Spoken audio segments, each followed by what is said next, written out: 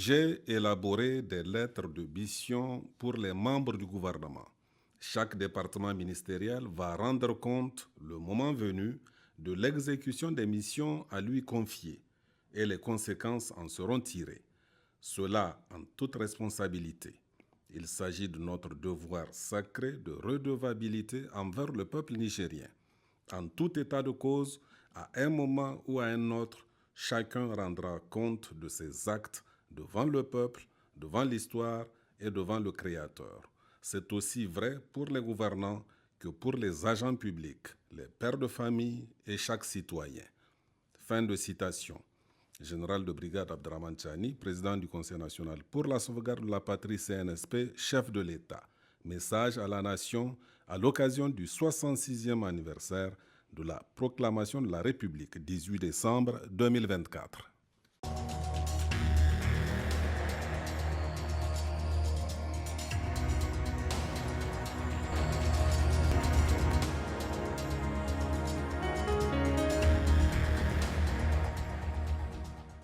Mesdames, Messieurs, bonsoir. Nous poursuivons la série d'entretiens avec les membres du gouvernement sur la mise en œuvre de leur lettre de mission avec ce soir le ministre du Commerce et de l'Industrie, M. Seydou Asman. Je rappelle que vous êtes à la tête de ce département ministériel depuis plus de 18 mois. Nous marquons donc une pause aujourd'hui pour faire le bilan global de vos réalisations pendant cette période. Monsieur le ministre, bonsoir. Bonsoir. Et merci d'avoir accepté notre invitation. Je vous en prie. Commençons tout d'abord par cette question. Monsieur le ministre, pouvez-vous nous dire ou nous faire un état des lieux à date de l'activité commerciale du tissu industriel au Niger? D'abord le commerce et puis ensuite l'industrie. Merci vraiment pour cette occasion de me recevoir d'abord dans vos locaux et ensuite me permettre de me donner l'occasion par rapport à la mission qui nous a été confiée par le président du Conseil national pour la sauvegarde de la patrie, chef de l'État, le général de brigade Abdraman Chani, donc de rendre compte, effectivement, conformément à la lettre de mission qu'il nous a confiée à la tête de ce département ministériel pour faire le bilan de nos 18 mois d'activité. Donc, c'est pour dire et d'aller dans le sens d'abord de le remercier par rapport à cette confiance qu'il a placée en notre modeste personne. Et aussi remercier le Premier ministre et tous les membres du gouvernement pour l'accompagnement et la collaboration dont nous avons bénéficié pendant ces 18 mois. Aussi remercier le peuple nigérien pour sa résilience, pour son engagement et surtout pour son esprit patriotique marqué à travers effectivement le soutien pendant ces 18 mois et dont il continue encore à observer. Mes remerciements vont aussi à l'endroit des opérateurs économiques pour l'accompagnement qu'ils ont fait à travers l'engagement qu'ils ont pris effectivement de participer à toutes les actions allant dans le sens du développement de notre pays. Même si par ailleurs vous avez constaté à des moments... Il n'y a pas de respect de cet engagement. Oui, c'est ce que j'allais dire. Même si par ailleurs vous avez constaté certains esprits qui se sont permis à des moments effectivement de faire des crocs en jambes par rapport à certaines décisions des plus hautes autorités de notre pays. C'est pour dire que par rapport à la question que vous m'avez posée, et pour aller directement dans le sujet, c'est qu'il ne faut pas perdre de vue, c'est qu'avant tout, le Niger, c'est un pays enclavé. Dans sa position géographique, fait de notre pays un pays qui est loin des ports où certains produits peuvent nous arriver sans aucune difficulté. Et ceci étant, et avec l'embargo dont notre pays a été victime, dont on connaît principalement la motivation et qui était à l'œuvre, c'est notamment la CEDEAO et bien sûr l'UMOA, et à travers eux, il faut voir bien que c'est la main de la France. Donc cela a entraîné quelques difficultés liées à l'approvisionnement de notre pays en produits de première nécessité et bien sûr les produits pharmaceutiques. Maintenant, ça c'est dans le volet du commerce. D'accord. Quand on prend le volet industriel, c'est un volet pratiquement dont on peut dire qui est embryonnaire. Parce que c'est qu'il faut rappeler, le Niger, à un certain moment de son histoire, disposait bel et bien des unités industrielles. Tout à fait.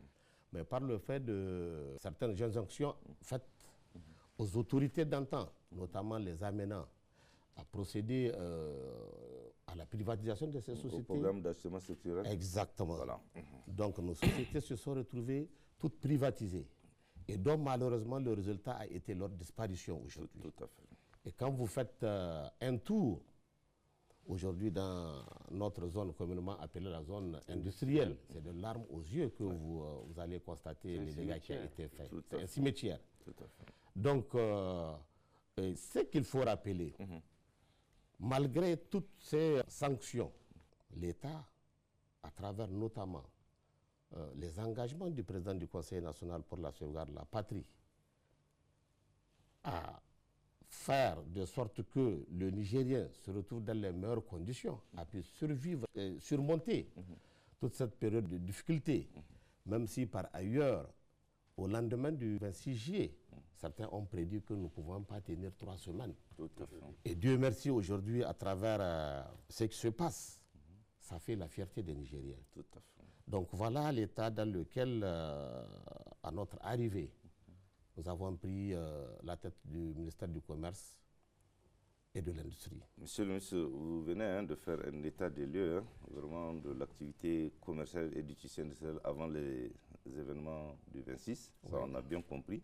Maintenant, l'autre question, monsieur le ministre, depuis votre nomination au poste que vous occupez aujourd'hui, pouvez-vous nous dire très brièvement quelles sont les actions entreprises ou envisagées pour la promotion du commerce et de l'industrie au Niger? Ce qu'il faut préciser, il faut toujours rappeler le temps qui prévaut dans notre pays. C'est une période d'embargo total. Et cela, il faut le prendre au point de vue économique et même sécuritaire.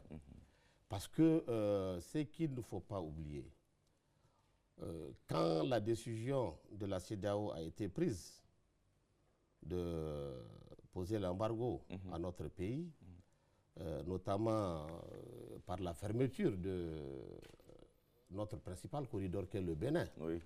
C'est le port pratiquement le plus proche de notre pays. Cela étant, vous avez constaté qu'immédiatement, les mêmes acteurs ayant causé ces sanctions ont activé immédiatement l'insécurité à travers notre pays pour davantage asphyxier notre pays. Donc, pendant ce temps, le président du Conseil national pour la sauvegarde de la patrie, chef de l'État, exactement le 28 juillet, dans son message à la nation, a rassuré aussi bien les Nigériens que la communauté internationale du respect de tous les engagements. Bien sûr. Pour que notre pays reste, en tout cas, dans la marche des pays qui gagnent. Et cela étant, nous avons immédiatement galvanisé par rapport à cette question, par le message, immédiatement entrepris des démarches. Okay. Cette démarche, c'est autour d'abord de nos propres frères, c'est-à-dire à l'intérieur du pays, en faisant des rencontres, notamment pour amener l'opinion à maintenir le cap et à accompagner. Et cela a donné comme résultat la création de 11 000 entreprises par des jeunes et des femmes de notre pays, et cela dans tous les secteurs d'activité. Concomitamment à cela, nous avons aussi entrepris des rencontres à l'extérieur, à travers tous les pays amis du Niger. Notamment, quand vous prenez, nous sommes rendus en Chine, nous sommes rendus en Russie, nous nous sommes rendus en Turquie, en Iran et bien d'autres pays. Et cela a donné comme résultat la création de 39 unités industrielles dans notre pays. D'accord. Ce qui n'est pas rien. Et à cela, ce qu'il faut retenir, c'est d'abord les investissements qui vont être faits, qui sont de l'ordre d'environ 365 milliards, et des créations d'emplois permanents pour notre jeunesse de plus de 2899 emplois permanents.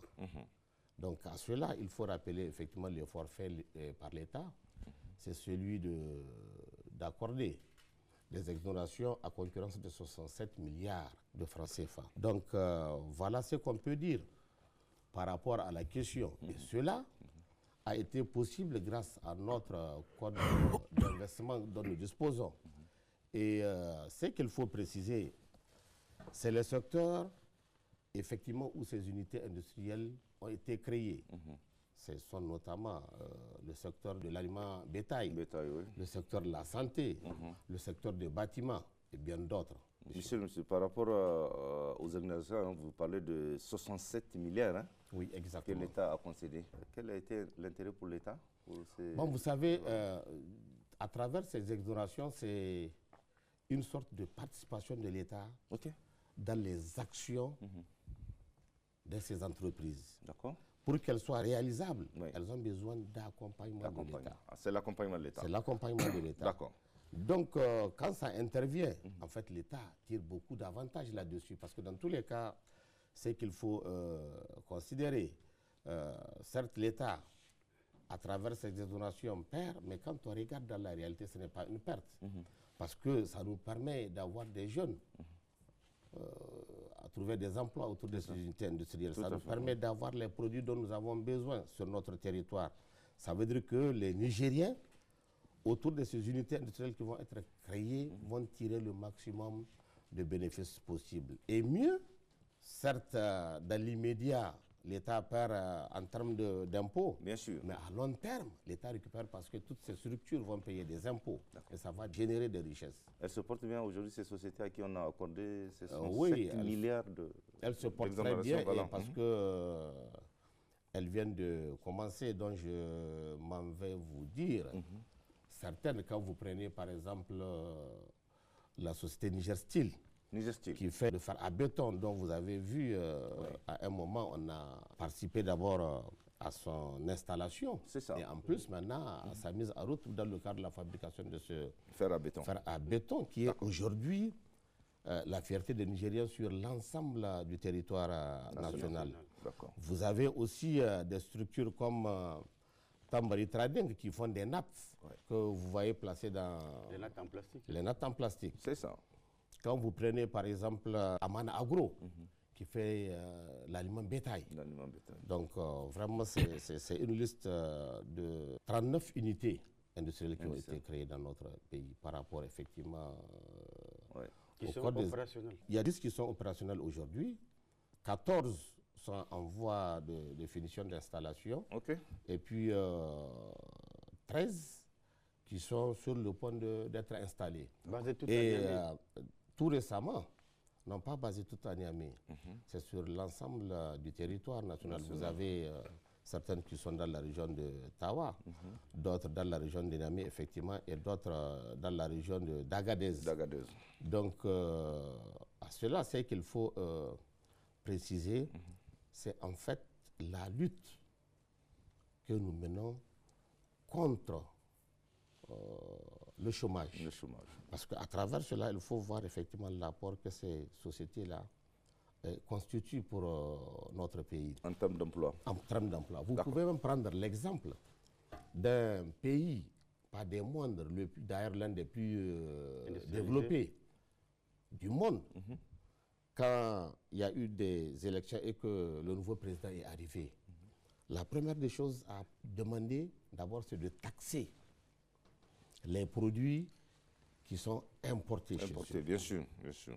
Et il dit qu'il est prêt à détaxer tous ceux qui viennent investir chez lui. Ça veut dire quoi? C'est une manière de dire que nous sommes d'accord que les gens viennent créer des industries chez nous, mais nous ne sommes pas d'accord que les gens viennent nous amener des produits. Bien sûr. Et cela a un double sens. D'abord, il faut voir en termes d'investissement que ça fait dans les pays et en termes aussi d'emploi et d'apport de richesses à travers les paiements des impôts. Donc l'État a beaucoup plus à gagner quand il fait venir des investisseurs chez lui, peut-être un pays qui ne fait que recevoir. Tout à fait. Donc c'est cette logique aujourd'hui que nous avons adoptée et dont nous pensons que d'ici peu, en tout cas, le Niger va être un pays industrialisé. D'accord. Parce que la volonté est là, celle du chef de l'État. Bien sûr. Monsieur le ministre, la fermeture du corridor Niger-Bénin a eu un fort impact, vous le savez très bien, sur le commerce dans notre pays. Pouvez-vous nous dire quelles sont les mesures entreprises pour la résilience de l'activité commerciale au Niger, voire sa relance sur des bases nouvelles et durables? Ce qu'il faut dire, il faut toujours situer le Niger dans le contexte qu'il est, c'est notamment celui de l'embargo, qui est sans égal dans tout ce que nous avons connu dans le monde. Ce qui a été fait au Niger est inédit, c'est-à-dire l'action qui a été entreprise était carrément de mettre, même pas le pays en chaos, mais qu'il disparaisse. Carrément. Carrément. D'accord. Donc c'est cela en réalité l'objectif visé par ceux qui l'ont initié. D'accord. Donc, à travers cela, la première des choses était d'abord la visite du chef de l'État en République togolaise. À Lomé. D'accord. Dont une forte délégation l'a accompagné et je faisais partie. Bien sûr. Donc, lors de cette rencontre, donc, il a été question de comment il fallait trouver une solution pour ravitailler notre pays dans le sens d'aller à la satisfaction de tous ses besoins. Parce que de l'autre côté, le corridor qui était le plus proche, celui du Bénin, est fermé. Tout à fait. Donc, par la volonté, effectivement, des deux chefs de l'État, nous sommes parvenus à nous entendre et la République sœur du Togo a pris l'engagement, effectivement, d'offrir cette possibilité au Niger. Donc, après cela, personnellement, j'ai conduit une mission au Burkina, entouré d'un certain nombre de partenaires. D'abord, la Direction générale des douanes, c'est-à-dire pour dire le ministère de l'économie et des finances. Et des finances, tout à fait. À travers la Direction générale des douanes. Et aussi la Chambre de commerce et bien sûr les cadres techniques du ministère du Commerce et de l'Industrie. D'accord. Donc, au cours de ces rencontres, nous avons effectivement rencontré nos homologues du Burkina Faso, avec lesquels nous avons effectivement échangé, allant dans le sens de mettre la procédure la plus indiquée pour ravitailler le Niger en produits de première nécessité. Et à ce niveau, je peux vous assurer que nous avons trouvé en tout cas une attention particulière des autorités du Burkina Faso. D'accord. Voilà, donc après cela, il a été question, comme je l'ai dit tantôt aussi, de l'activation des attaques armées dans notre pays. Bien sûr. Nous avons renforcé la sécurité autour de notre pays. Oui. Et surtout autour de ce corridor, parce que dans tous les cas, on sait ce qui est Burkina. derrière. Tout à fait. C'est notamment les attaques armées. Donc après cela, donc, nous avons pris un autre arrêté, celui d'interdire l'exportation des riz paddy et des céréales, notamment le riz blanc, le mil, le maïs, le blé, etc., de les exporter à l'extérieur du Niger. Est-ce que cette décision-là est respectée? Cette décision a été bel et bien respectée. Parce que ce qu'il faut signaler à ce niveau, c'est vraiment tout un arsenal de contrôle qui a été mis en place. Au-delà des cadres du ministère du Commerce et de l'Industrie, à travers notamment la brigade dont nous disposons, tous les autres ministères, surtout tous ceux qui sont en relation notamment avec la défense et la sécurité, ont été instruits. D'accord. Et ce qui a fait que pratiquement aujourd'hui, quand vous partez dans les contrées les plus éloignées, vous trouverez des céréales. C'est parce que les gens n'ont pas trouvé de possibilités pour les faire sortir. Et mieux, il nous est arrivé à des moments de faire des saisies, que ce soit par la brigade de contrôle du ministère du Commerce et de l'Industrie, comme aussi par les autres forces de défense et de sécurité. Au niveau des frontières. Au niveau des frontières. D'accord. Donc c'est vraiment une mesure qui fait son bon chemin et dont nous pensons que cela a été possible grâce effectivement à l'apport de l'ensemble des acteurs. Parce que la mesure telle qu'elle a été prise, si de part et d'autre, chacun ne joue pas son rôle, c'est sûr qu'il va y avoir des difficultés. Bien sûr, ce sera inapplicable. Voilà, mais aujourd'hui, vraiment, on peut s'estimer heureux, effectivement, qu'il y ait des produits au Niger et avec un prix pratiquement stable. Monsieur le ministre, parlant de ce corridor lancé, corridor Burkina-Niger, et vous avez parlé de l'insécurité qui règne dans cette zone. Et on sait que aussi l'État a mobilisé énormément de forces de défense et de sécurité pour acheminer ces vivres. On peut avoir une idée de comment cela a été organisé? Le ravitaillement du Niger en produits de première nécessité, notamment tous les produits que nous avons aujourd'hui sur le marché. Voilà. C'est fait ou il se fait avec vraiment des moyens formidables. Voilà. Il faut voir à travers ces escortes organisées une utilisation très importante de nos forces de défense et de sécurité. C'est souvent, vous avez plus de 2000 à 3000 hommes qui assurent la sécurité, qui sont utilisés effectivement dans le cadre de l'escorte de nos produits. Et au-delà de ça aussi, il faut que les gens voient et perçoivent ce qu'ils consentent de faire, c'est de mettre leur vie en danger parce qu'à tout moment, bien sûr, ils font l'objet d'attaques par des bandits armés. C'est pour dire, par rapport à cela, que c'est des grands moyens et c'est jusqu'au sacrifice ultime que ce ravitaillement est fait. Et c'est pour cela que, à des moments, nous demandons au niveau des opérateurs économiques à qui l'État n'a jamais demandé un franc. Par rapport à ça. Par rapport à cela. L'État assure seul. L'État assure seul par ses propres moyens. Parce que ça, c'est de la décision du chef de l'État. Pour une question de souveraineté, il a dit que l'État ne demandera à personne de contribuer par rapport à cela et qu'il prend l'engagement ferme que ça soit une réalité. Aujourd'hui, ça fait la fierté des Nigériens. Bien sûr, bien sûr. Donc, c'est pour dire à ces opérateurs économiques, du point de vue général, certains certes ont bien suivi, mais d'autres ont peiné à le faire, qu'ils ne peuvent pas payer le prix de ce qui est fait autour de ces escortes-là. Parce que c'est des vies que nous perdons là. Ah non, bien sûr. C'est énorme, c'est énorme. Voilà, c'est énorme. D'accord.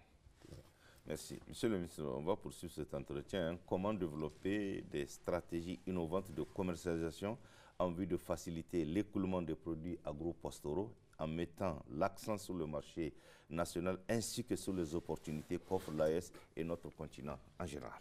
La première des choses d'abord, c'est d'identifier ce que la population produit. Et les pousser à produire en grande quantité. Et par la suite, mettre autour d'eux des unités industrielles pour donner de la qualité à leurs produits. Et pour que cela y soit, le ministère du Commerce et de l'Industrie est intervenu. Elle continue à le faire autour de ses activités, à travers les actions menées par certaines de nos structures, telles que l'Agence de normalisation de métrologie et de certification et l'ANDPI. Pendant les 18 mois, nous avons eu à certifier environ 39 produits. Nous avons eu à vérifier plus de 4470 instruments de mesure à travers l'ensemble du territoire national. Nous avons mis au niveau de la Direction générale des douanes 3 unités pour pouvoir suivre la qualité des produits qui viennent à l'importation chez nous. Donc au-delà de ça aussi, nous avons une autre structure, l'ANDPI, elle qui labellise nos produits. L'Agence nationale de la propriété industrielle et de la promotion de l'innovation. Exactement. L'OAPI comporte 17 pays membres. Nous sommes 17 à être membres de cette structure. Donc le premier acte à faire était de faire de sorte que nos produits soient acceptés au niveau de ces 17 pays-là. Et après cela, maintenant, ça va atteindre le niveau de l'ensemble des pays africains et pourquoi pas le monde. Monsieur le ministre, le gouvernement a pris récemment des mesures pour réduire les prix du ciment et du litre d'essence à la pompe. Qu'est-ce que vos services ont fait pour rendre effectives toutes ces mesures? On a vu qu'il y a des gens qui outrepassent cette décision et qui se permettent de vendre à leur guise ces produits. Ce qu'il faut dire d'abord pour ce qui est de la première mesure, c'est-à-dire celle de la réduction effectivement du prix du ciment. Là-dessus, ce qu'il faut dire, elle est intervenue suite aux grandes pluies que nous avons enregistrées ayant engendré aussi bien des pertes en vie humaine que des habitations. Voilà. Et cela, dans le souci du président du Conseil national pour la sauvegarde de la patrie, à accompagner les Nigériens, à les soulager dans leur vie quotidienne, donc à juger utile de prendre cette mesure pour faciliter à chacun de nous la possibilité de s'offrir un cadre décent d'habitation. Tout à fait. Donc quand la mesure a été prise, effectivement, il y a eu par la suite un arrêté conjoint qui a été pris entre le ministère de l'économie et des finances et le ministère du commerce et de l'industrie pour fixer effectivement le prix de la tonne de ciment gris sur toute l'étendue du territoire national. C'est une décision concertée? C'est une décision concertée qui a été... avec les commerçants? Non, pas avec les commerçants parce qu'ils ne rentrent pas dans la chaîne. Mais c'est plutôt avec les industriels, les deux unités industrielles dont nous disposons. D'accord. Lors de la rencontre effectivement que nous avons faite autour de l'ensemble des différents acteurs, nous étions parvenus effectivement à trouver le cadre réel pouvant nous permettre de réduire le coût de ce ciment-là. Mais ce qu'il faut retenir, tout ce qui a été réduit n'est autre que ce que l'État perçoit.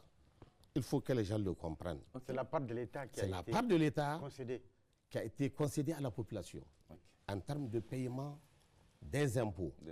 Parce qu'autour de ces produits, quand ils sortent des usines, avant qu'ils ne soient mis en vente, on applique des impôts là-dessus. Bien sûr. Et ce sont ces impôts-là que l'État a complètement enlevés.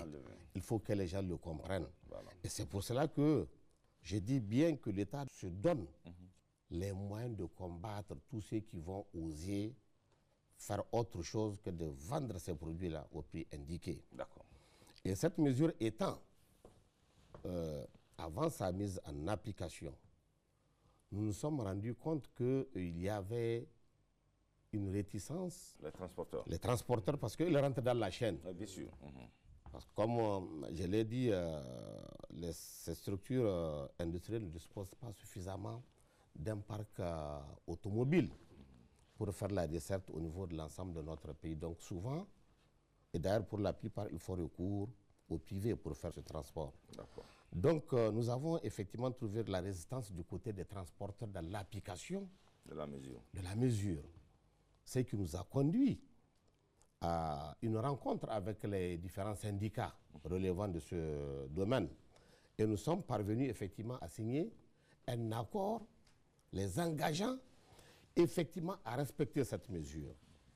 Ceci étant donc, nous nous sommes rendus compte par le canal de nos brigades que nous avons mises en place, parce qu'il faut le rappeler, immédiatement que la mesure a été prise, nous avons activé nos différents services de contrôle sur l'ensemble du territoire. Donc, sur l'ensemble du territoire, ces contrôles sont faits nuit et jour. Et souvent, ce que je tiens à préciser, même les ventes sont faites en présence des agents du ministère du Commerce et de l'Industrie. Et cela a un double sens.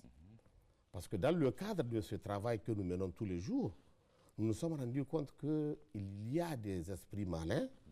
Souvent, quand les camions rentrent, il les détourne pour les amener au niveau de certains chantiers directement, dont il ne doit pas bénéficier. Parce que cette mesure, quand elle a été prise, c'est pour les ménages. C'est qu'il faut signaler, cette mesure a provoqué une absence totale de l'importation du ciment vers le Niger. Pourquoi cela? Parce que notre ciment, il n'a pas d'égal en termes de Qualité. De la qualité d'abord et aussi au niveau du prix. Les prix, d'accord. Parce qu'aucun opérateur économique ne trouvera de l'intérêt à aller acheter du ciment ailleurs pour l'amener au Niger parce qu'il ne sera pas acheté. Bien sûr. Donc, de par cette mesure et la non-disponibilité du ciment importé, ça a créé une sorte d'engouement. Tout le monde veut la même chose à la fois. Donc, d'où les difficultés au niveau de nos unités, de nos deux unités industrielles. Parce que c'est qu'il faut rappeler, dans le temps, les deux industries ne produisaient qu'environ 32 000 tonnes par mois. Mais du fait de cette mesure et de la non-disponibilité du ciment venant de l'extérieur, c'est-à-dire importé, ils étaient dans l'obligation de revoir leur production. Et nous sommes aujourd'hui pratiquement à 83 000 tonnes par mois. Donc ça veut dire qu'ils ont même pratiquement triplé leur production. Donc cela vraiment explique souvent la difficulté de certains à trouver effectivement ce ciment-là. C'est parce que la demande, elle est très forte. Et c'est sur les deux sociétés que les gens... C'est une demande à l'interne ou bien le produit est exporté? Non, le produit n'est pas exporté. Le 32,5 n'est pas exporté à l'extérieur. C'est plutôt le 42,5 qu'ils sont autorisés à exporter. Et tout cela va dans le sens des plus hautes autorités de notre pays à protéger nos unités industrielles. Vous vous êtes rendu compte, à un moment, nous avons fait des communiqués pour suspendre certains récalcitrants, certains dont nous avons pris dans les filets, qui s'offrent des comportements contraires à l'arrêté qui fixe les prix du ciment. D'accord. Monsieur le ministre, on l'a vu, effectivement, vous avez pris des mesures par rapport à la suspension. Mais une suspension de 15 jours ou même des mois, quelle épée peut-elle avoir vraiment sur... Non, en fait, la mesure, c'est ce que la loi dit. Et ça peut aller au-delà de 5 ans jusqu'à une suspension définitive, mais c'est graduel. C'est graduel, ok. Donc c'est pour cela que nous avons pris ces mesures-là. Et mieux, elles sont accompagnées des sanctions financières. Des pénalités, qui partent, on les a verbalisées de 1 million à plus. Et cela a engendré dans le court temps que nous avons pris ces décisions, environ nous sommes à plus de 60 millions de verbalisations que nous avons pu récupérer au profit de l'État. Aussi, il faut préciser par la même occasion que nous avons aussi, par rapport à la mesure du ciment, dans le cadre de nos contrôles, épinglé aussi des grandes entreprises qui faufilent dedans pour se procurer effectivement de ces matières. Et là, nous n'hésitons pas à leur infliger vraiment des sanctions lourdes et mieux à saisir la Direction générale des impôts pour ouvrir des enquêtes. Et aussi, nous avons l'habitude de prendre des individus sur le fleuve avec notre 32,5 en direction de certains pays qui ont fermé leurs frontières contre le Niger. Des fraudes, voilà, exactement. De l'exploitation de ce ciment 32. C'est quoi la différence de ce 32,5 là qui fait tellement... Bon, la différence, c'est que le 32,5, c'est le ciment qui est utilisé par tous ceux qui font des infrastructures à moindre coût, c'est-à-dire qui ne supportent pas des poids. Mais quand vous devrez construire un immeuble, là où on a besoin de résistance, il vous faut nécessairement avoir du 42,5. Et maintenant, par rapport à l'autre question, celle de l'essence, c'est qu'il faut préciser. Après la mesure, effectivement, de la réduction du prix du litre du gasoil et du litre d'essence à la pompe, nous avons mis à contribution notre direction, une de nos directions, notamment la direction... l'Agence nationale de normalisation de métrologie. Que les Nigériens ont attendu depuis plus de 10 ans, cette réduction du prix de l'essence. Il faut le dire, il aura fallu l'arrivée du CNSP. Voilà, je vais en venir là-dessus. Donc, nous avons mis notre structure sur le terrain pour vérifier l'exactitude du respect de l'arrêté qui a été pris portant réduction du prix du carburant à la pompe. Et cela, en un temps record, ils ont parcouru l'ensemble des stations d'essence sur notre territoire. D'accord. Et cela a un double sens. D'abord, de voir si l'état des pompes est bon, c'est-à-dire est-ce que ces pompes qui sont utilisées dans le cadre de la distribution sont en bon état, et en plus, est-ce que les prix sont respectés. D'accord. Et par rapport à la mesure, et derrière les deux, il faut dire que ce sont des mesures qui constituaient des revendications, des souhaits des Nigériens. C'est des attentes fortes, quoi. Voilà, des attentes fortes que les Nigériens souhaitaient que ces prix soient réduits. Bien sûr. Mais ce qui a été un casse-tête dans le passé pour toutes les autorités. Et je rappelle que par rapport au ciment, qu'il y a certains pays, amis du Niger, qui nous ont approchés pour nous demander et nous poser des questions comment on est parvenu à réduire le coût du ciment. Le coût du ciment, ah oui. Parce qu'ils veulent aussi que ça soit instauré chez eux. Ouais, voilà, exactement. Mais jusqu'à cette date, en tout cas avec tous les échanges que nous avons eus avec nos homologues de ces pays, ces mesures-là ne sont pas prises parce que ce sont des mesures difficiles à prendre. Ouais. C'est des coûts réels où l'État perçoit d'énormes recettes que l'État concède. Ouais. Vous voyez. Et c'est le cas aussi, à rappel de ces unités industrielles que nous sommes là en train de faire venir au Niger. Il faut que les gens voient à travers cela des énormes sacrifices consentis par l'État. Parce qu'à travers ces investissements qui sont faits, c'est des énormes recettes fiscales que l'État perd à travers ces exonérations. Mais, à regarder à court et long terme, on gagne. Parce que imaginez un peu si ces aventuriers avaient un pays qui était solidement industrialisé, où tous les jeunes avaient des emplois, je vous assure qu'ils ne trouveront pas qu'ils vont envoyer dans les... Ah oui. Dans le terrorisme, sauf si c'est leur enfant qu'ils vont envoyer. Les terroristes, par exemple. Voilà. Tout à fait. Sauf si c'est leur enfant qu'ils vont envoyer, et je suis sûr qu'ils ne le feront pas. D'accord. Donc voilà des questions sur lesquelles il faut bel et bien attirer l'attention de tous les Nigériens pour qu'ils comprennent les efforts que le Conseil national pour la sauvegarde de la patrie consent pour améliorer le cadre de vie de tous les Nigériens. C'est important. Vous l'avez bien dit, la mesure du ciment, que ça fait longtemps, effectivement ça fait 12 ans que les Nigériens cherchaient à ce que cette mesure de diminution de prix intervienne. Mais il n'a fallu que cette période, à l'arrivée du CNSP, pour que ça y soit. Donc nous ne pouvons que nous en féliciter et puis encourager le chef de l'État dans cette quête de souveraineté, parce que c'est ça la souveraineté. Parce qu'aujourd'hui, à travers ces décisions, ce sont les Nigériens qui tirent profit de cela. Tout à fait. Voilà.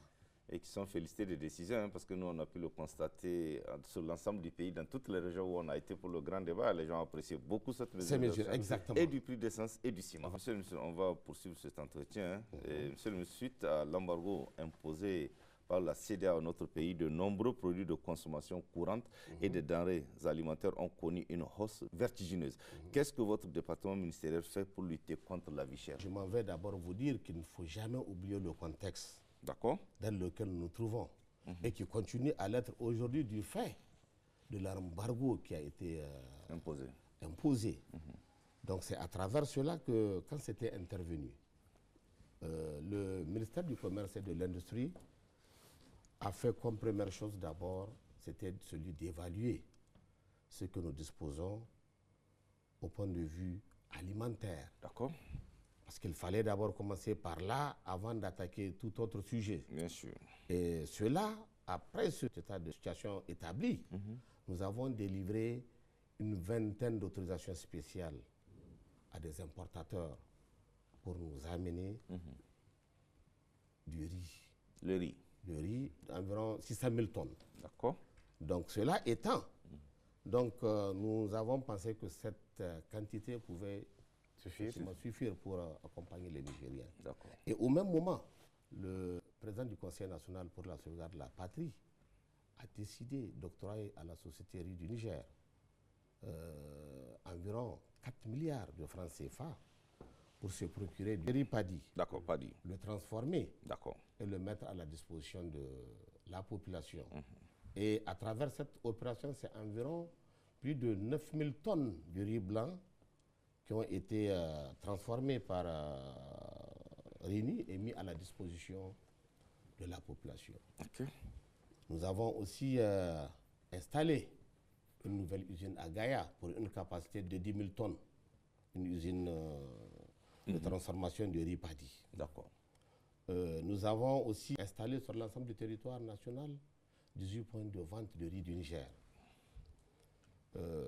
Après cela, nous avons aussi envisagé, ça c'est dans le pipeline, de mettre en place au niveau de 4 régions du pays, 4 nouvelles unités de transformation de riz paddy, à Difa, à Magaria, à Madarumfa et puis à Douchi. Ça c'est par rapport au volet transformation du riz. Parce qu'avec la grande irrigation, il va sans nul doute se préparer pour récupérer tout ce que nos vaillants producteurs vont produire, au lieu de les laisser à la portée des personnes véreuses, c'est-à-dire ceux qui sont là à venir acheter. Et d'ailleurs, donc, je rappelle qu'un de nos grands voisins, et pas des moindres, à cause de l'insécurité qui sévit chez lui, et parce que la population n'arrive pas dans leur zone de production de cette céréale, n'arrive pas à produire, ils se rabattent au Niger. Bien sûr, ça on l'a vu. Pour acheter notre paddy. Donc, de par ces mesures, ça permet d'abord de racheter immédiatement après la production le paddy, et ça permet aussi aux producteurs de valoriser à bon prix, parce que quand on les laisse en jachère, les gens viennent acheter ça comme ils veulent. Mais si l'État prend le relais, c'est bien sûr dans une harmonie, c'est-à-dire de fixation des prix, que l'État achète ces produits. Tout à fait. Donc, après le riz du Niger, du côté de l'OPVN, là, nous avons acquis, au titre de la réserve alimentaire stratégique, plus de 163 000 tonnes de céréales. Nous avons fait des achats de l'ordre de 43 000 tonnes, des achats directs auprès des producteurs cette année. Des achats directs auprès des producteurs de 43 000 tonnes. Et aussi, nous avons acquis... L'opération est finie? Elle continue. Elle continue. En fait, nous sommes en phase jusqu'à la saison de pluie prochaine. Donc, au niveau de l'OPVN toujours, nous avons acquis aussi 120 000 tonnes de riz blanc, Zantiang Assa, la Boussani, dont vous avez participé avec nous, la vente à prix modéré sur l'ensemble du territoire national. Ça, ce sont des éléments très illustratifs. OK? Et là, vous avez aussi, dans le même cadre, le pèlerinage. Aujourd'hui, les 2 éditions que nous avons organisées, il y a une diminution du prix du Hajj. Parce qu'aujourd'hui, c'est plus de 105 000 francs, près de 105 000 francs, qui est venu en diminution par rapport au prix de l'année dernière. Au prix passé. D'accord. Et par rapport aux 2 structures dont je vous ai parlé, notamment le cas de Rini et de l'OPVN, c'est qu'il faut dire là-dessus. D'accord. Pour le cas de Rini, c'est une société depuis sa création en 1965. Je dis bien en 1965 parce que c'est même les seules industries qui ont pu survivre. 60 ans. 60 environ. Par des prêts bancaires, que cette structure-là se procurait les moyens de faire ses achats. Il a fallu, j'ai tenu à le préciser, parce qu'il n'a fallu qu'en 2023 et en 2024, pour voir cette structure être appuyée par l'État avec un montant de 4 milliards. Et pourtant, c'est une société d'État. Donc, c'est pour montrer, en fait, le regard que le président du CNSP a sur le peuple nigérien et sur les biens appartenant à l'État, parce que ça lui tient à cœur. D'accord. C'est par souci de faire fonctionner nos structures et de mettre à la disposition des Nigériens de tout ce dont ils ont besoin qu'il a pris cette décision d'accompagner cette structure-là, c'est un acte bien sûr. très, très, très patriotique. D'accord. Voilà. Monsieur le ministre, on est à la veille du carême, hein, Ousmane l'a souligné tout à l'heure. Qu'est-ce que les populations peuvent espérer pendant cette période? Est-ce que, puisqu'on a vu chaque année quand même, vous-même en tant que ministre du Commerce, vous avez lancé un message en direction de ces commerçants pour pouvoir regarder cette situation et puis faciliter cet événement au niveau des populations. Qu'est-ce que cette année on peut espérer par rapport... Ce qu'il faut dire, oui. Ça fait quelque temps et donc je pense que vous avez été témoin. On a vu aussi au dernier conseil des ministres déjà le gouvernement appelé, voilà, appel en direction de ces commerçants. Voilà, donc c'est en fait une démarche que nous avons prise depuis quelque temps, celle d'échanger directement avec les différentes parties concernées. D'accord. Parce que nous nous sommes rendus, comme je l'ai dit tantôt, à travers certaines décisions prises, certaines tentatives des uns et des autres à vouloir ne pas respecter les mesures. Nous nous sommes dit que cette fois-ci, ce qui sied, et surtout par rapport effectivement à la période qui s'annonce très bientôt, de Ramadan, de Ramadan. Donc c'est d'ouvrir des débats autour de cela. D'accord. Et cela nous a permis de rencontrer pratiquement tous les opérateurs économiques à travers leur structure. Donc pour échanger et demander à chacun d'entre eux, de par les produits qu'ils disposent, de nous décliner exactement ce qu'ils pensent appliquer comme prix. Voilà. Pendant ce mois béni de Ramadan. Tout à fait. Ceci étant, ils ont pris l'engagement effectivement de le faire et avant d'être ici sur ce plateau, effectivement nous avons pratiquement eu toutes les propositions de l'essentiel, en tout cas les importateurs les plus importants, c'est-à-dire les opérateurs économiques, les grossistes les plus importants de notre pays, et ils se sont engagés effectivement à accompagner l'État et les citoyens nigériens pendant et après cette période. Il faut bien préciser parce que notre combat, c'est aussi bien cette période qu'après la période. Donc, je peux affirmer, en tout cas, de par les différentes propositions que ces opérateurs économiques nous ont déclinées, que nous n'arriverons pas à la surenchère. Les gens ne vont pas spéculer sur les prix. D'accord. Et comme vous me posez la question, je pense que par rapport au prix des denrées, moi c'est l'ensemble de la population, c'est-à-dire c'est toutes les parties prenantes que moi j'interpelle. D'accord.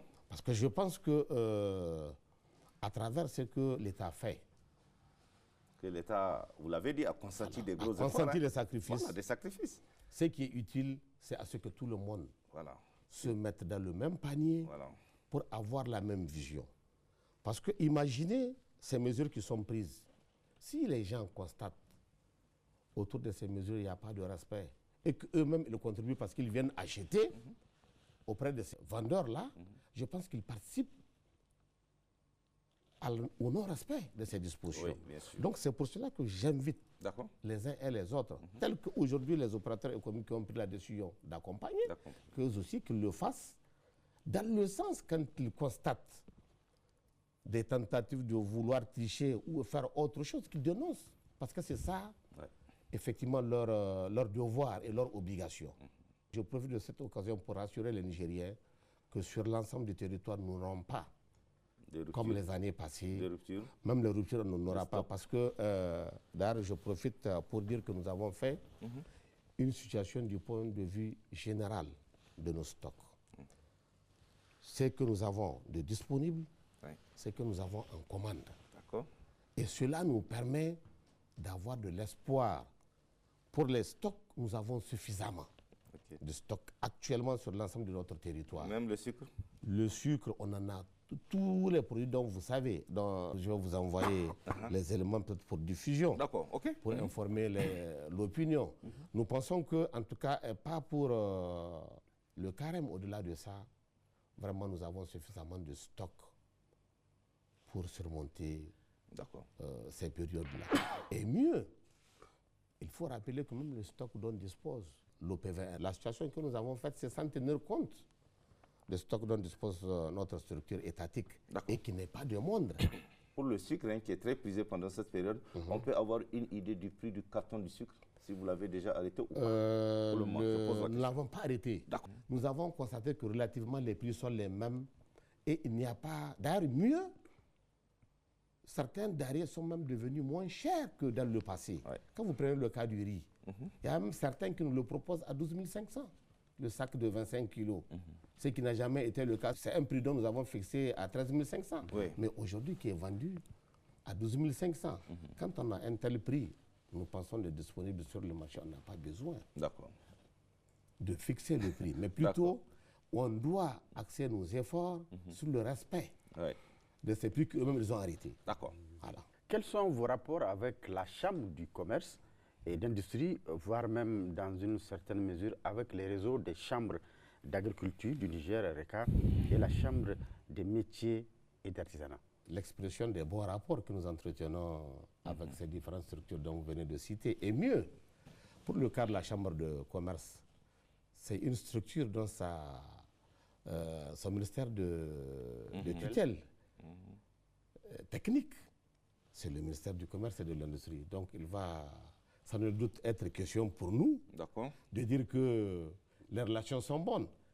Et pour preuve, aussi bien que ce soit la chambre de commerce comme les autres chambres, régulièrement, nous tenons des réunions ensemble.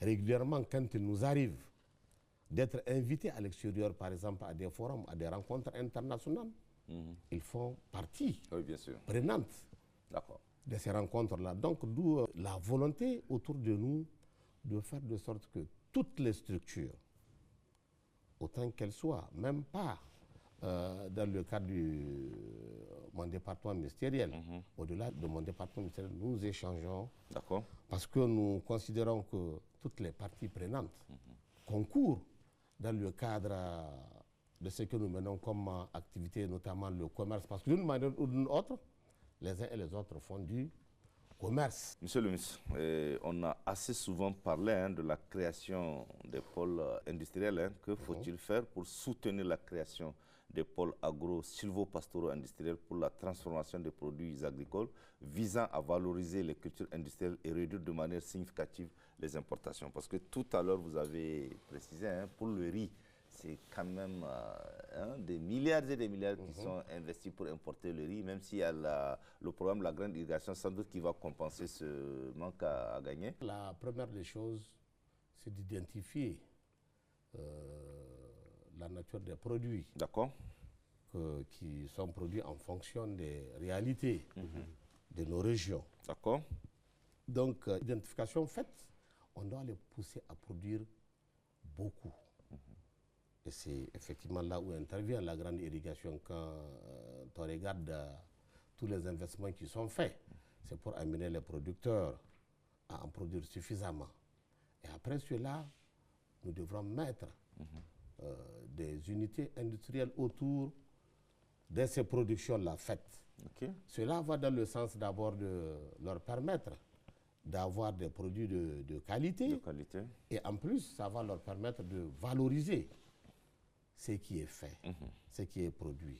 Donc, à travers cela, si ce processus est atteint, nous faisons intervenir nos services, notamment l'AMC, comme je l'ai tantôt dit, dans le cadre de l'encadrement, de la certification, de ceci, de cela, de leurs produits, comme aussi la NDPI. Donc toutes ces structures concourent pour appuyer nos producteurs dans le sens, effectivement, de mettre des produits de bonne qualité. Et par la suite, maintenant, il faut qu'on crée des cadres où ils doivent les vendre. Ouais. C'est-à-dire avoir le fruit de leur travail. Et pour que cela y soit, il faut créer des cadres formels. Donc c'est des cas que vous avez comme, par exemple, certaines rencontres que nous organisons autour, effectivement, des producteurs. C'est notamment le cas du 100% Made in Niger. C'est le cas notamment de Consommons local. C'est le cas du FONAF et bien sûr le cas aussi de Sahel Niger. Donc ce sont ces méthodes que l'État entreprend, effectivement, pour pouvoir apporter notre contribution dans le cadre, effectivement, de l'épanouissement et du développement de nos productions. Monsieur le ministre, pouvez-vous nous décliner les grandes lignes de votre politique industrielle et quels sont vos secteurs prioritaires dans le développement industriel au Niger? Notre première préoccupation d'abord, par rapport à la question, c'est de réhabiliter toutes les unités industrielles qui sont pratiquement aujourd'hui fermées, qui en réalité n'existent que de nom. Ouais. Le second point, c'est effectivement d'aller dans la création de nouvelles zones industrielles. Le troisième point, c'est celui de développer des pôles agro-silvopastoraux. Et enfin, maintenant, créer une sorte de cadre où la compétitivité va être au rendez-vous. Donc, tout cela, nous l'avons compilé dans un document que nous avons déposé au secrétaire général du gouvernement, donc pour adoption. Donc, c'est pour aller dans le même sens, en fait, que notre lettre d'émission. Monsieur le ministre, quelles sont les mesures prises pour envisager en commun, dans le cadre de la Confédération AES, en ce qui concerne non seulement le commerce, mais aussi l'industrie? Donc, par rapport à cette question, c'est qu'il faut dire, effectivement, dans le cadre de l'AES, au mois d'octobre 2024, nous avons effectivement effectué une rencontre à Bamako, rencontre au cours de laquelle un document cadre a été signé autour des 3 ministres du commerce et de l'industrie, accompagnés des différentes chambres de commerce des 3 pays. Et après cela, nous avons aussi envisagé de créer une banque confédérale d'investissement. Aussi, comme troisième point, nous avons envisagé de créer une centrale d'achat des produits de première nécessité au niveau de chaque pays. Donc, au-delà de ça aussi, nous avons demandé, dans le cadre de la circulation des personnes et de leurs biens, de créer tout ce que ça comporte comme moyens. C'est notamment les routes, c'est notamment les chemins de fer, c'est notamment les compagnies aériennes, et aussi dans le domaine de l'électricité, comme dans le domaine aussi sécuritaire et le domaine énergétique. Donc tout cela vraiment a été des grandes décisions qui ont été prises dans le cadre effectivement de notre confédération. Et quelle sera votre stratégie pour mettre en place un cadre approprié de mesures, des résultats et d'appréciation de la performance de votre ministère? La meilleure stratégie ne peut être que notre lettre de mission. À partir du moment où elle a été réfléchie en fonction des attributions des uns et des autres. Bien sûr. Donc ce qui restait à nous, pendant qu'on était arrivés, c'était effectivement de la décliner au niveau des différents compartiments de notre département ministériel. Ceci étant fait, à chacune des directions, on lui a attribué ce qui doit lui être attaché. Donc pour qu'on puisse à un moment s'arrêter et regarder qu'est-ce qui a été fait. Évaluer. Et cela, je vais vous dire que quand nous avons effectivement reçu notre lettre de mission, c'est à cet exercice-là que nous sommes adonnés. Et les choses se sont bien passées parce que chacune des composantes a eu bel et bien sa lettre de mission aussi. Et régulièrement, les différents services se retrouvent pour faire le point. Mais ce qu'il ne faut pas oublier aussi, au même moment, nous avons mis nos services de contrôle. En action, ce sont notamment l'IGS, c'est notamment la direction des ressources humaines, pour pouvoir suivre au fur et à mesure l'exécution de notre lettre de mission. Donc voilà ce que je peux dire. Et cela est, à mon sens, le meilleur instrument pour pouvoir évaluer. Parce que c'est à travers ce qui nous a été confié et à travers ce que les gens ont fait que nous pouvons effectivement nous déterminer par rapport à notre lettre de mission. Effectivement, c'est ça la matière. D'accord. Voilà. Monsieur le ministre, quel sera votre mot de fin? C'est d'abord de vous remercier pour ce travail que vous êtes là en train de faire, dont je constate la difficulté. Ah oui, voilà. Nous sommes loin, mais quand on vous voit de près, on se rend compte des énormes moyens que vous utilisez effectivement pour permettre à l'opinion nationale d'être informée du début à la fin. Merci. De ce que les uns et les autres sont là en train de faire. Merci. C'est vraiment un coup de chapeau que je vous offre, Merci. je vous lance. Merci. Et maintenant, je m'en vais rappeler aux uns et aux autres, surtout aux opérateurs économiques, qu'ils se mettent dans la réalité D'accord. pour regarder devant et derrière, pour savoir ce que l'État et ses compartiments sont là en train d'utiliser pour faire de sorte que chacun puisse mener à bien ses activités sans aucune difficulté. Depuis le 26. Depuis le 26. Ça, il faut le préciser. Parce qu'aujourd'hui, qu'on voit dans la situation où certains nous ont mis, s'adresse sur l'insécurité totale, qu'on voyait à chaque instant plus de 5 000, souvent 6 000 camions parcourir des milliers de kilomètres avec les moyens de bord dont on sait pertinemment que c'est avec les moyens mobilisés par les citoyens. Je dis bien les citoyens, c'est pour ça que j'interpelle parce qu'on a vu le les fonds de opérateurs solidarité économiques. qui contribue aussi. Voilà. Les moyens utilisés pour tracter ces marchandises jusqu'à destination dans les meilleures conditions. Je pense qu'aujourd'hui, même si on leur demande de céder gratuitement ces produits-là, ils seront en mesure de le faire. Parce que ce n'est pas pour toujours qu'on va leur demander de le faire. Bien sûr. Mais là, c'est circonstanciel. c'est circonstanciel. Là, on leur demande de tenir compte de ce facteur pour atténuer la souffrance des populations. de ceux qui n'ont pas les moyens. Tout à fait. Ça, c'est un message fort. Qu'ils comprennent que l'État ne leur demande aucun franc.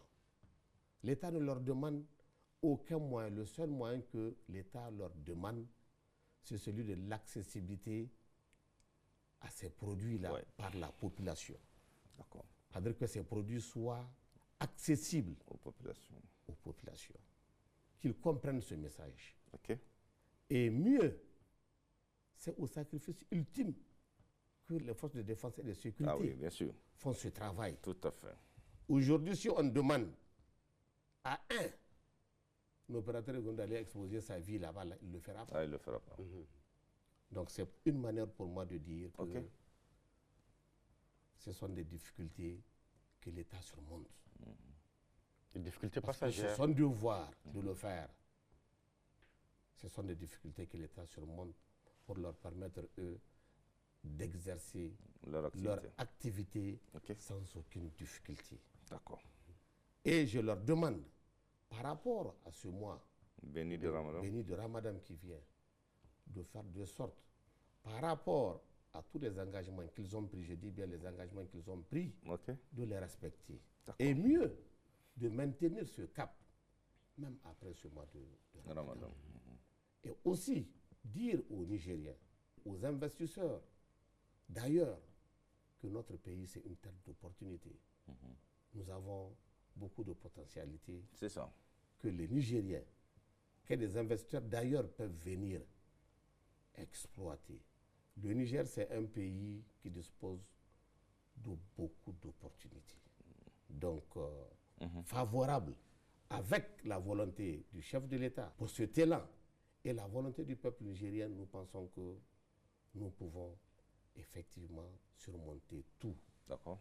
Et mon mot de fin aussi, c'est de dire que bientôt, avec la grande irrigation, Oui, la grande irrigation. nous pensons que nous allons devenir un pays où il fera bon vivre. D'accord.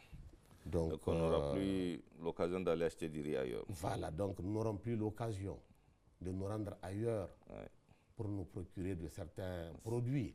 Et d'ailleurs, donc je m'en vais dire qu'aujourd'hui, nous commençons à être fiers parce que beaucoup de produits qui dans le passé sont importés ou dont nous voyons que dans les films et autres, aujourd'hui sont des réalités du Niger. D'accord. Et profiter de l'occasion pour remercier le peuple nigérien dans son ensemble. Okay. Parce qu'il a fait preuve d'un véritable engagement et de résilience. Et de résilience. Qu'il continue. En tout cas, ce qui est sûr, l'avenir va être serein pour nous. Notre avenir est là que les Nigériens tireront un jour la fierté. Mais je n'oublierai pas aussi mes collègues du ministère du Commerce. Ah, bien sûr. Tous les agents, mes collaborateurs. Voilà. Je profite de cette occasion pour les remercier de tout ce qu'ils sont en train de faire. Nuit et jour. Nuit et jour. Les combats qu'ils sont là en train de mener dans le sens d'amener les Nigériens à vivre dans les meilleures conditions. C'est en parlant de cela que ça me donne certaines idées, mais je pense qu'on ne peut pas les réfléchir. Très bien. Merci, monsieur le ministre. On va finir comme ça, monsieur le ministre. Merci. Voilà, vraiment, je vous remercie bien. Merci pour cet entretien. Merci pour toutes ces réponses. Merci. Voilà. Mesdames, Messieurs, c'est la fin de cet entretien avec le ministre du Commerce et de l'Industrie, Monsieur Seydou Asuman. Madame, Messieurs, merci à vous de l'avoir suivi. Passez un excellent moment en compagnie de nos programmes.